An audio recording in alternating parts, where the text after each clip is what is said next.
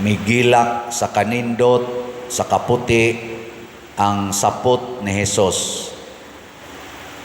Mao nay gitawag og transfiguration, ang pagkamatngo, ang pagkakita nato sa mahimayaong pagkausab sa bayhon ni Hesus. Kaybaw ba mo nganong ni hayag og ni puti to ang naong og ang sapot ni Hesus? Unsa may hinungdan? Wa mo kaybaw? Naipipila ka mga rason. Ang una, tungod kay si Hesus nagsigig ampo, pasabot connected siya kanunay sa Ginoo nga maoy tuburan sa tanang himaya, dungog o gahom. Ikaduha, si Hesus nagsigig alagad sa iyang isig katao. Sige ra gid siya alagad. Ikatulo, tungod kay si Hesus andam moantos og magpakamatay para sa iyang isig katao. Nilingay mong tubad, inanaa ka ng triple A, kanang ampo, alagad, og antos. Ingna ko na. Pangutan-a ba?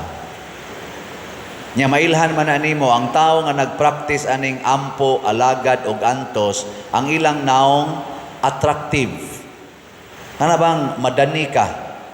Mura bitag hayag ilang naong, pero kanang tao nga way ampo-ampo, di pagyud mo alagad, sige lag panugo, di pagyud mo antos, pero kusog kay mo paantos, maglagot tas naong. Di ba? Lain na sang lingi sa imong tupad, ing na malipay ka sa akong naong, ing na malipay ka, magtanaw sa akong naong. Nganong wa man mo manglingi kadaghanan? Kaya wa na gid mo malipay anang inyong tupad, no? Kinsa dining mga asawaha nga inigmata gid ninyo ikabuntag, malipay gid mo makakita sa naong sa inyong bana, ta sa kamot. Ay pamakak ha. Maayo kay naay duha ka buok. Sus Ginoo, duha ra gid taon ka buok. Aw tulo dito ay usa dito. Mga bana, kinsa ninyo dinhi nga inigmata gid ninyo ikabuntag or kanang inigabot ninyo sa balay, kakita day mo naong sa inyong asawa, lipay gyud kay mo, ta sa kamot. Hala, daghan-daghan lagi ang bana, mga napo kabuok. Ana.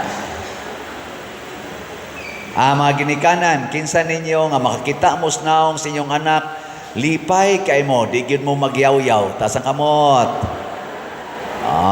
Nindot ay daghan-daghan. So, ana. Mga anak, kinsa ninyo nga makadungog mo tingog ug makakita mo naong sa inyong ginikanan, lipay gyud kay mo, ta sa kamot.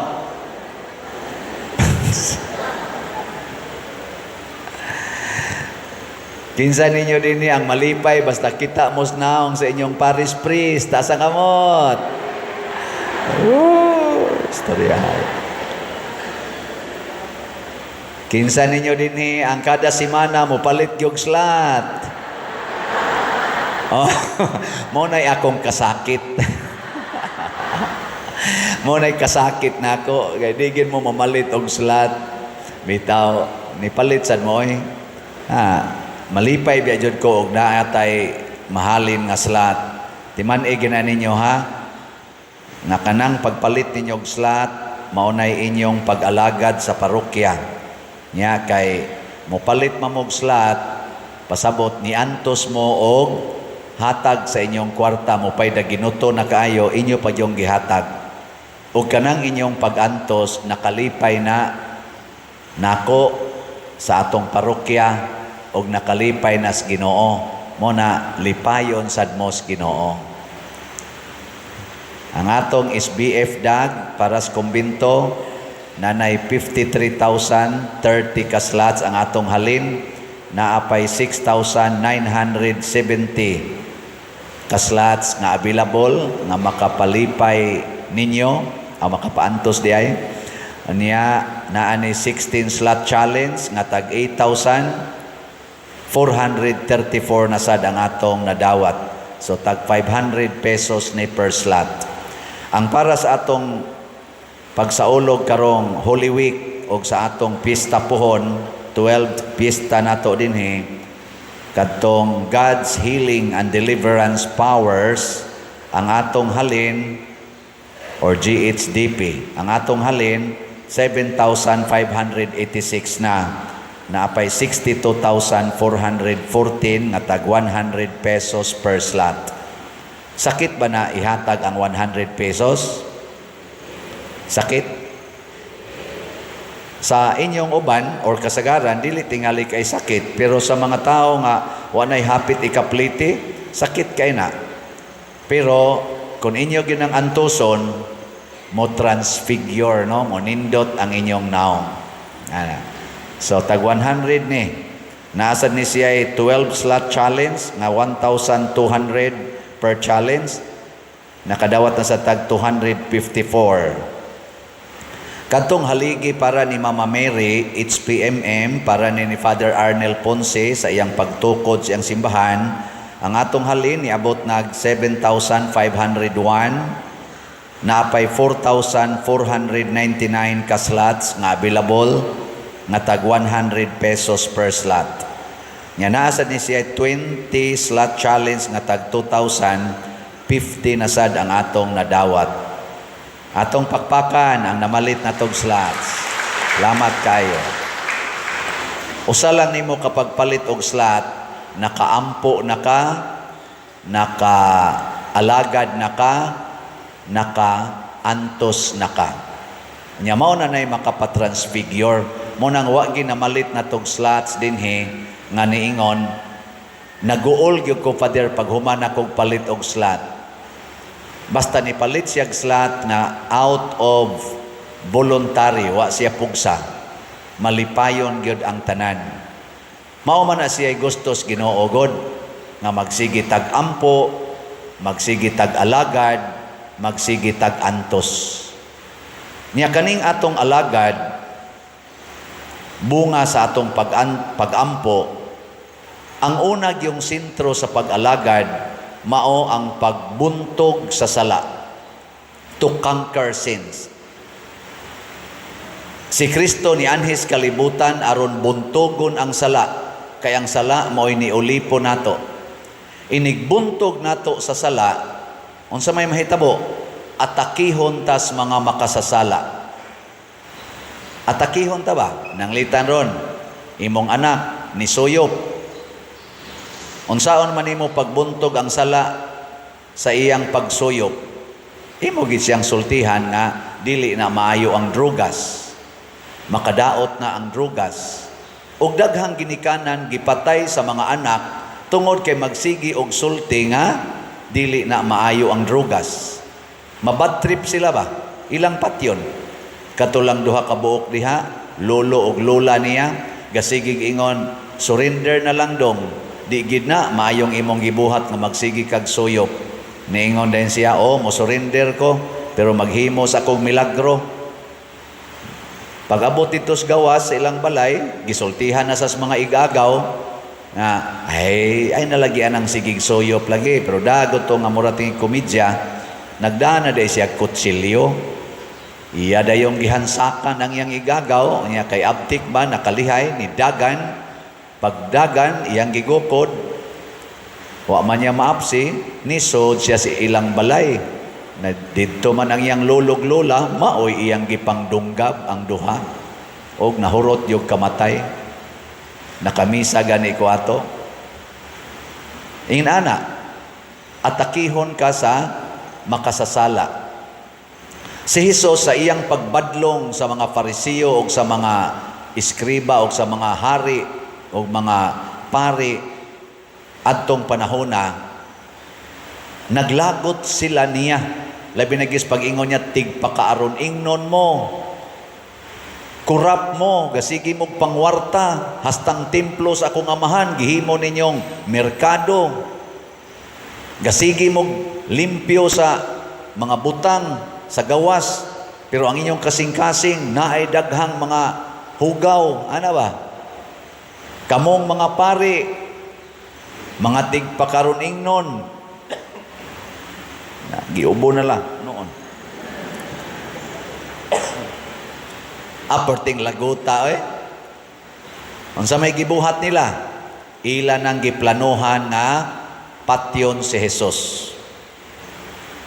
Karon sa dihang ni kusog na gyud ang ilang plano nga patyon si Jesus, gidid-an si Jesus pag-adto sa Jerusalem. Unsa may gibuhat ni Jesus? Misulod siya sa Jerusalem. Kanang atong sa ulogon igbinditas Lukay.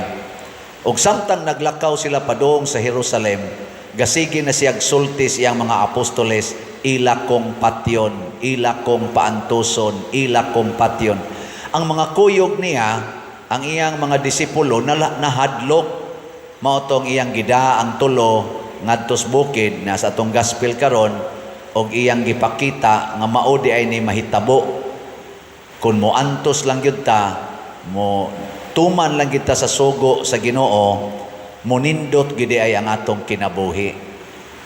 Mao sa nahitabo ni Abraham. Si Abraham gipapahawa sa Ginoo gikan gipabiya gikan sa iyang kanang nasod aron muadto sa lugar nga gisaad sa Ginoo. Naguol si Abraham kay tiguwang na siya, wa pagi anak nya, sige siyag sunod sa Ginoo, wa lang gyapon siya ay anak. Gipakita sa Diyos ginutanawa ng mga bituon, ingon anak kadaghan ang imong mga anak puhon basta mo sunod lang yung kanako. Nindot no, mo na gitawag og hope, mo nang gitawag tag mga pilgrims of hope.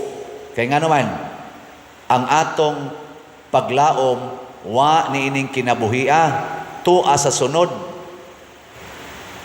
pero magsugod siya dinhi. Muna ningon si San Pablo diri sa atong ikaduhang pagbasa, daghan ang mga magtotoo nga kontra sa kamatayon o pag-antos ni Kristo. Kana bang magtotoo, nagsigig simba, sigig misa, pero dili gustong mag-antos, di sad gustong mamatay. Kaya ang ila ko nung paglaom naaragyod sa kalibutanong mga butang. Gilingay mong tupad na gusto kang mamatay, na gusto kang aristuhin sa ICC, na gusto ka, okay ra na ani mo? Ha? Okay ra? Kanang inigdakop nimo, inigkabuntag, ikagabi ito anak ka ngadto padong sa ICC? Okay ra na ninyo?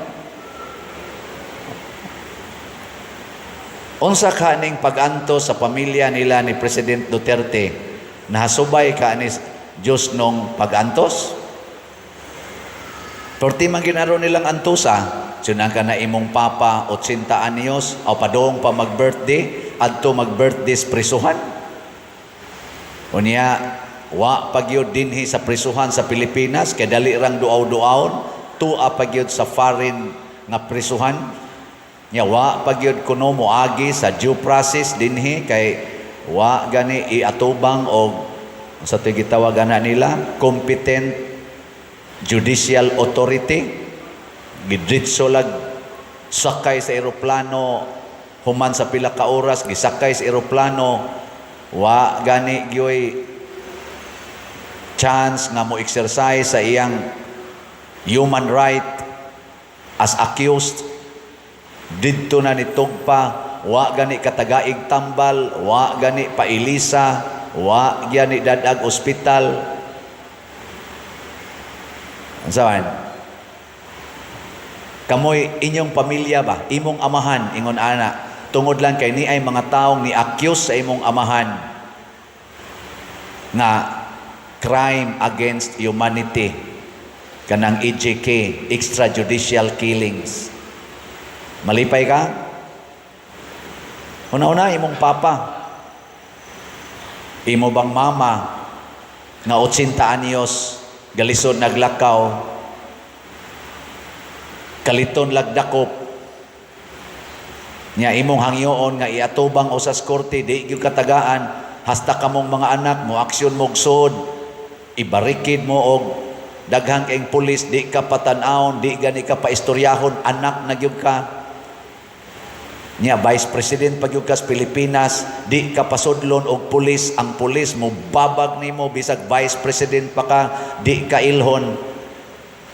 Ganahan mo na? As Filipinos, ganahan ta ing anaon nato pagtratar ang atong mga kapwa Filipino? Mao na tungod nganong nag-ingon naman ni ani, murag man tag inconsistent. We accuse this person as crime against humanity, pero ang atong pagtratar niya against humanity sad. Di ba?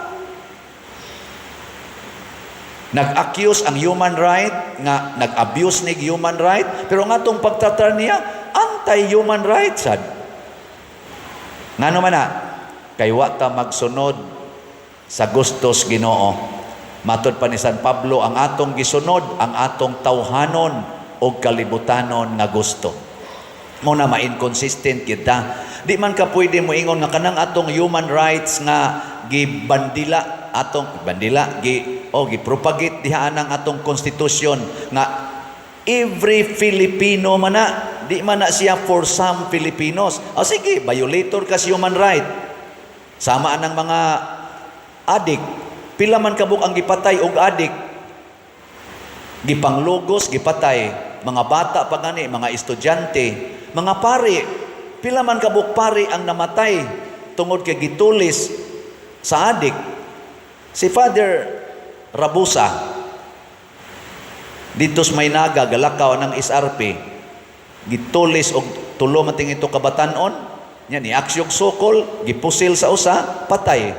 Pag human igo rang ningong adik, wa man ko kaila nga pari siya. Dito dapit sa Negros, pari, padong magsikol or padong bato magmisa, gadas iyang maskit, gaklirikal, gitulis, gituyunan og pusil. Aw sana kanang sundang batok, plumingko bato. Nya wa mohatag dayon ang pari, gidugsak ang pari. Patay. Adik yapon. Ningon yapon siya, ang manggod abi na kog musukol siya. Di ba extrajudicial killing man sana? Pila kabuk mga adik nga wa mo remit ngadto ilang drug lord. Gipusil. Na ako'y mga kaila ana. Di ba extrajudicial killing man sa gyapon na? Pila kabuok gipatay sa mga NPA during atong height nila dinhi sa pag-occupy sa Pilipinas. Nga ila lang pasanginlan nga informer ka, di ka mo suporta nila, patyon ka.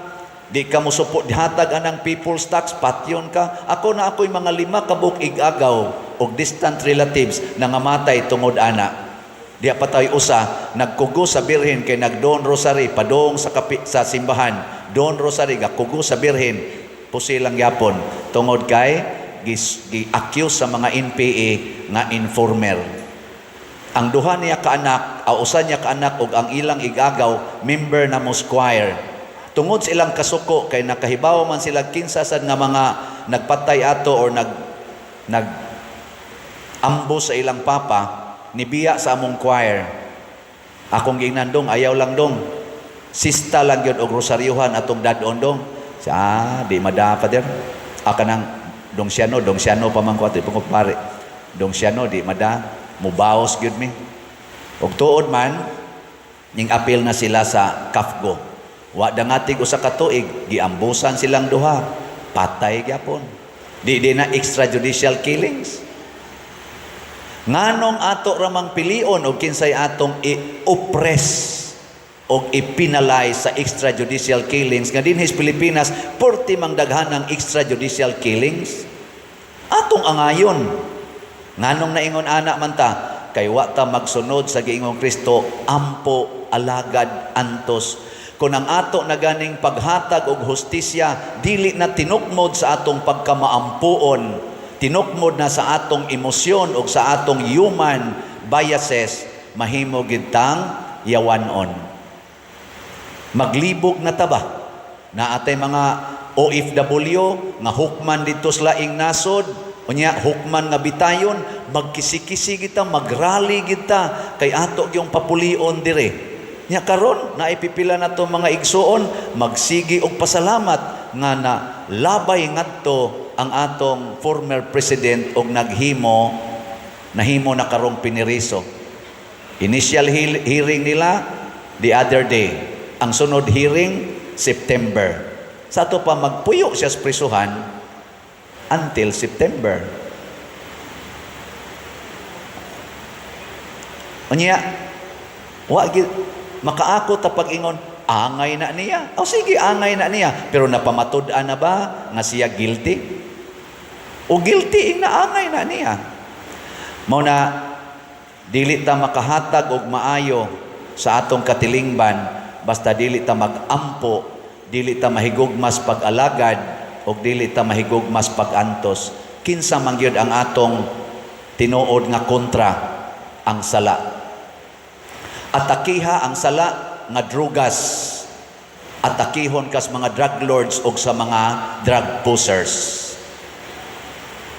Si President Duterte ni-declare og war against drugs.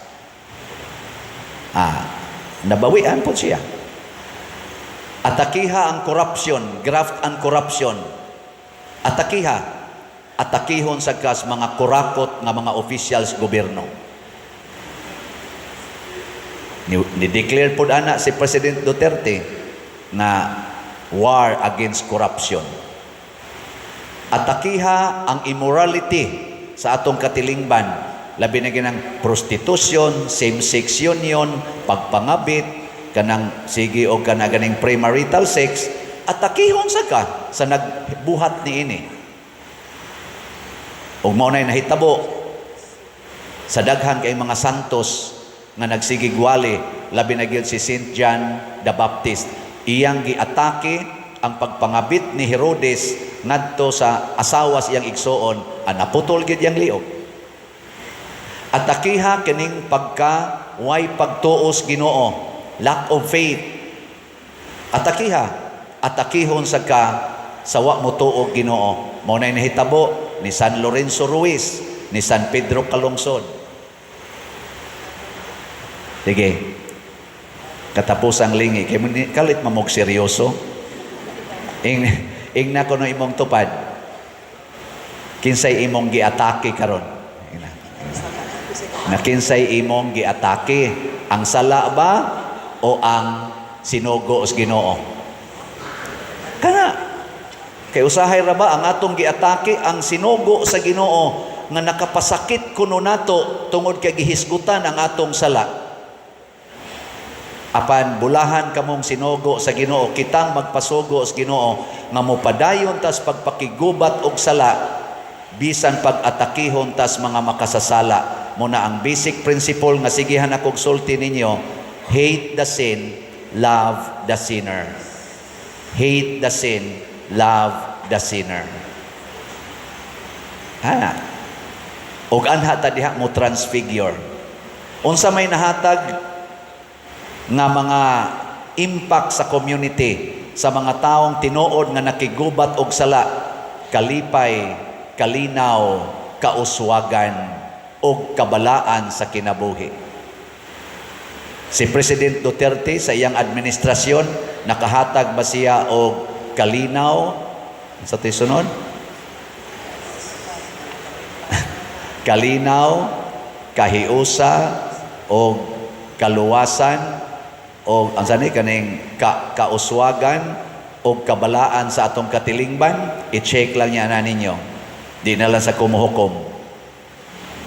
Si San Lorenzo Ruiz, si Pedro Calungsod, si San Vicente Ferrer, nakahatag bag kalinaw, kahiusa, kauswagan o kaluwasan sa atong katilingban? Ang katapusang pangutana, ikaw nakahatag ba karon og kalinaw, kahiusa, sa tumusa, kauswagan o kabalaan sa atong katilingban? Kung ang imong answer yes, congratulations, transfiguration ka. Imo ganing answer, no, luoy kay ka, disfiguration ka.